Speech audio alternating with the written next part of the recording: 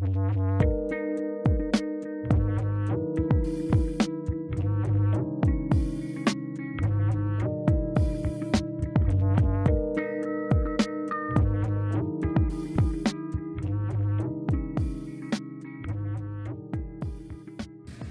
y'all, thank you for clicking into A Crystal Addiction. If you are new to my channel, my name is Crystal. And like I say in all my videos, there's a subscribe button, there's a comment button, there's a like button, there's all kind of buttons. Hit any button that you like or not, or just please watch my shit. That's all I'm saying, just watch my shit. I would like for people to comment, but no one's commenting, but I see them watching. I still don't understand that, but whatever. Hit that thumbs up if if you struggle with your weight. And I'm gonna make this short. I swear to God, man, I have my winter weight on for the summer. I thought I was gonna try to do good, trying to lose weight before September, and you know what? It's just not working out. Want to sit down? Withdraw, sit down with me. It's a problem. I'm watching myself on my videos freaking growing. But you know what? I'ma love myself where the hell I'm at today. Oh my God. It's the back fat, everything. It's just not, I gotta get rid of it. I gotta do something. And I'm like a hamburger away from not fitting in the shit that I can fit in right now. So I gotta do something about that. So hit that thumbs up if you struggle with your weight. Oh my God. So hopefully you'll see me shrink, because right now I'm growing. So anyway, that's it. Let's get into the video. So if you was with me last week, I think we ended with me trying smoking cocaine for the first time through the way of a relative. So that's kind of where we left off. So now, let's just say I'm still partying, so that's what we call it, partying. But for the most part, I'm still in school. I go to school every day. Hell, I was president of an ASB class. It's like I did well in school. I sucked in math, but I did well in school. I wanted to go to school. I wanted to be something. And really, I really wanted to do hair. I used to love doing hair, and I think I said that in one of my other videos.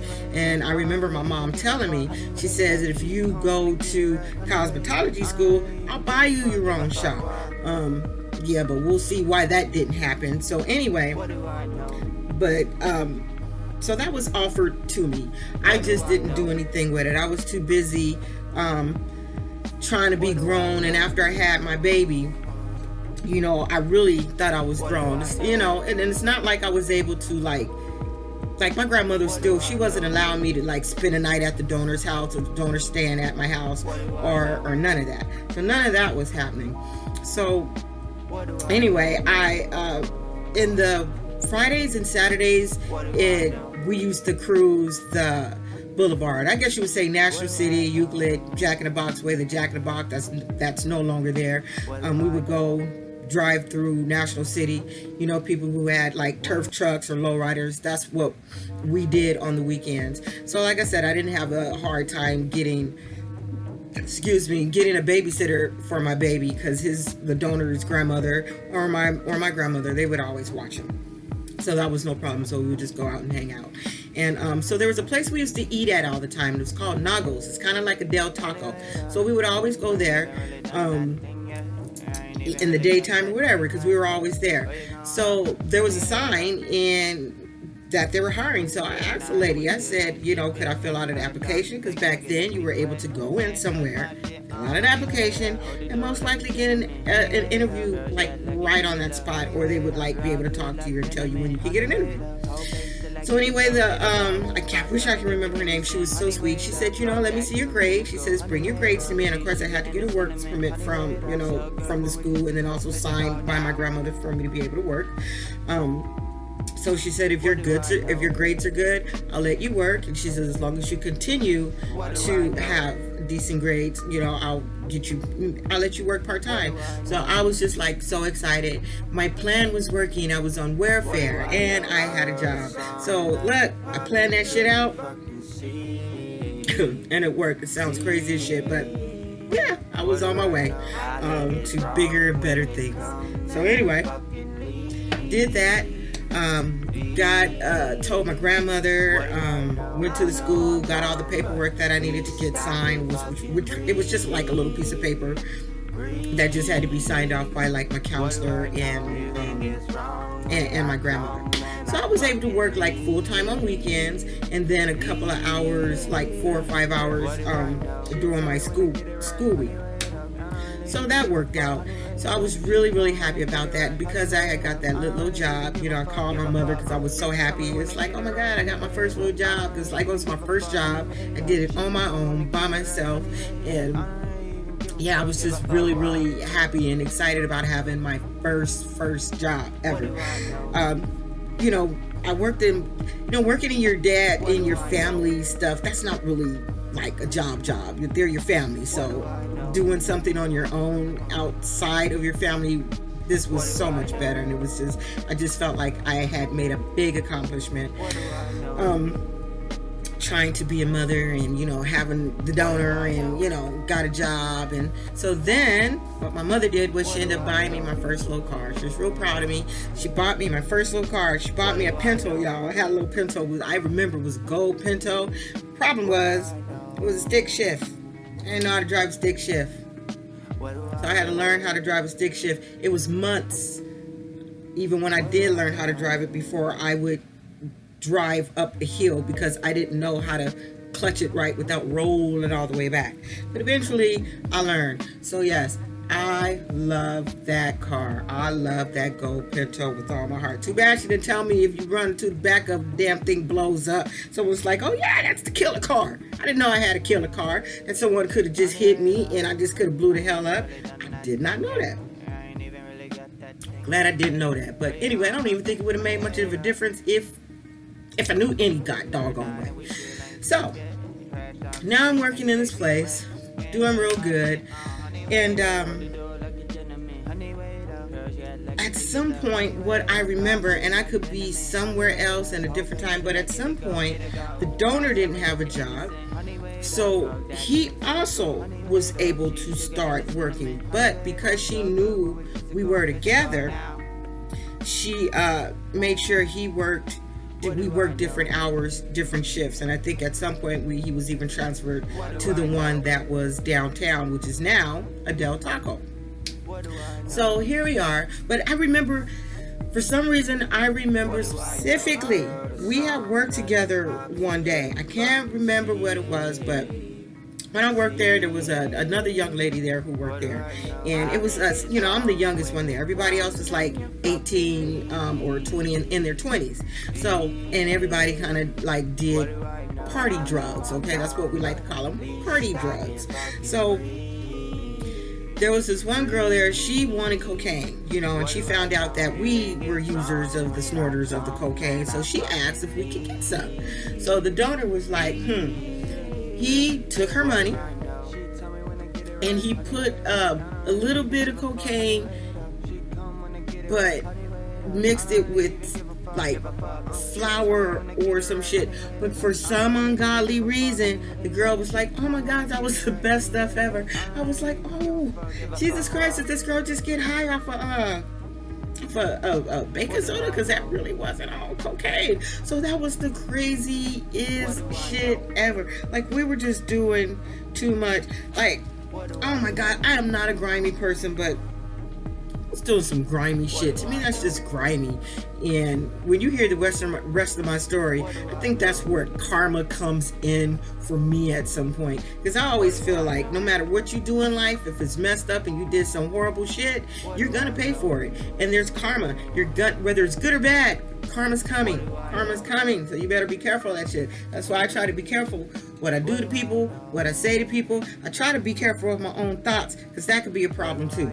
So anyway, say that to say, we just wasn't nothing but heathens, and we weren't doing nothing, no good. We was just full of shit and our shit and just doing the most at that time. It's amazing that I got through school doing drugs, getting high, but I went to school. For some reason, I got up and went to school, so I was able to not do this shit during the week, but do it on Friday, Saturday, and ended on Sunday like it was like some other second career or some shit. I don't know. It's the craziest shit. So now I think I have to I was 16 in 83. So let me fix that up. I was 16 going on 17. Had my baby January.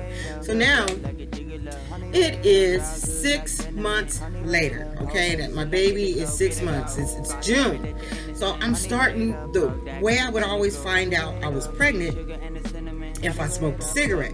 Cigarettes would always make me throw up. Smelling certain things would make me throw up. My stomach just came real sensitive to stuff. So here I am smoking and I just throw up, right? So I'm like, oh my God. So this kept happening. Go to the doctor, and they told me I was pregnant. And I'm like, oh my God, I just had a C-section. There's no way. I'm 16, my baby, hell, he's still a baby. There's no way I can tell my grandmother or any family member at this point that I am now pregnant again after 6 months. So have a little car. You know, I was going to a continuation school, so it was easy for me to, like back then, it was easy to like call in and say you're not going to be there or get a note. It was just real easy. So, of course, I can't remember what I did, but I definitely lied. Didn't go to school, went and I got an abortion. The donor took me to get an abortion, and what I do remember is him bringing me home. Us telling my grandmother that I got sick at school, so that's why I came home. That way I was able to come home and lay down, because I had to lay down for a while. Yeah, that was the craziest shit, just to get pregnant at 16 again and just get, oh my God, I wish somebody would have talked to me and saved my damn life back then. Where was the people? Where was the people? Oh my God, it was just too much. It was just too much. So I don't think I was never affected by getting that abortion. I seen some people like have a hard time. I was just like, I am not having another baby. I am not getting cut open again. No, wasn't gonna happen. So that is that story. I will catch up with you guys next week. I hope you enjoyed this video. And it could have been a little bit boring. I don't know. As we go on, it's gonna change. Next week we're gonna just skip to doing a video. We're gonna start when I got, you know, my senior year. We're just gonna step right into my senior year. That's when everything really started to change, and that's when I started getting more into a different addiction, which was really smoking crack. We're gonna talk about when crack cocaine, Ready Rock came out. That shit was like new yucky hair that didn't shed like shit. That shit was going like wildfires. It was like everywhere. It was everywhere. Everybody was doing it. So we're gonna step into 1984 when I come back next week. That's when shit starts really getting different, weird. Right now I'm just in the stage where if you have comments, questions about what happened in this 83 period, you know, because shit happened. And what I think I'm going to do at some point, because there's so much that has happened, I'm going to do different little story times of shit that did happen in that period. So you can really get a picture of the dumb shit my dumb ass was doing at 16. You know, I have a daughter, and everything that I've gone through, I couldn't even imagine her going through nothing.